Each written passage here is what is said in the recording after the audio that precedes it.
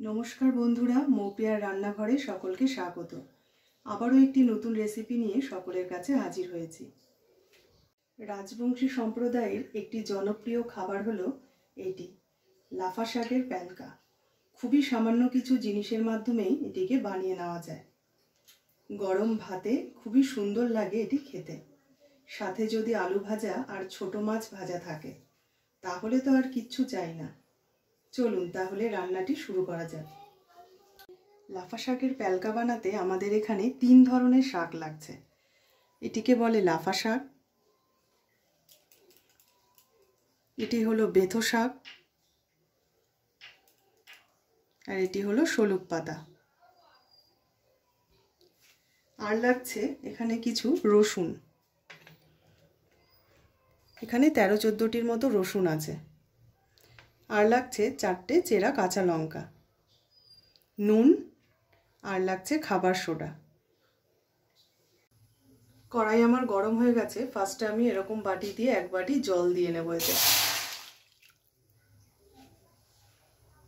জলটি একটু ফুটে আসলেই আমি এতে রসুনের কোয়াগুলো দিয়ে নেব। রসুনগুলো আমি একটু হালকা থেতো করে নিয়েছি।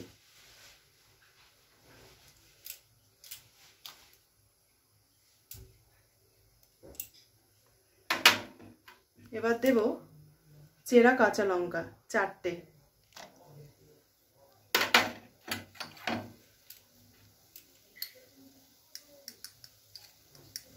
নুন, এই 1 চামচি নুন,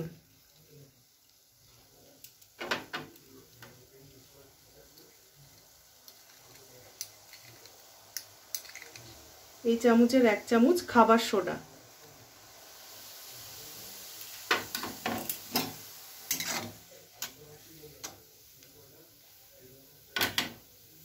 একটু ফুটে আসলেই আমি এখানে শাকটা দিয়ে নেব।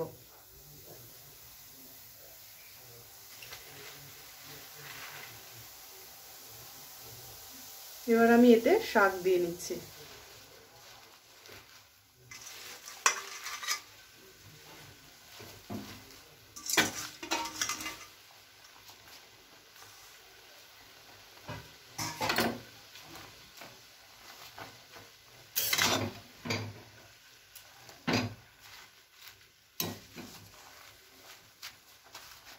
এই রান্নাটি করতে কিন্তু আর কিচ্ছু চাই না। ব্যাস, এবার আমি এটি ঢেকে দেব। এবার আমি ঢাকা খুলে দেখে নেব যেটি কি পর্যায়ে আছে। এটি প্রায় অনেকটাই হয়ে এসছে। এবার আমি এরকম একটি ডালের কাঁটা নিয়ে এটাকে ভালো করে একটুখানি ঘেটে দেব।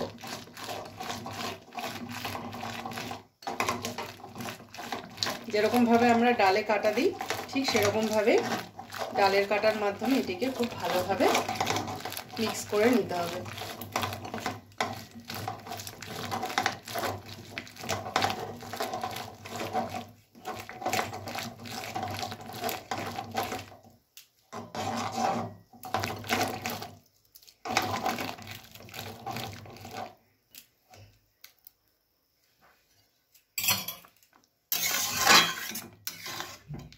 খুব ভালোভাবে এটা আমার মিক্স হয়ে গেছে। আর কিছুক্ষণ ঢেকে রেখে এবার এটাকে আমি তুলে নেব।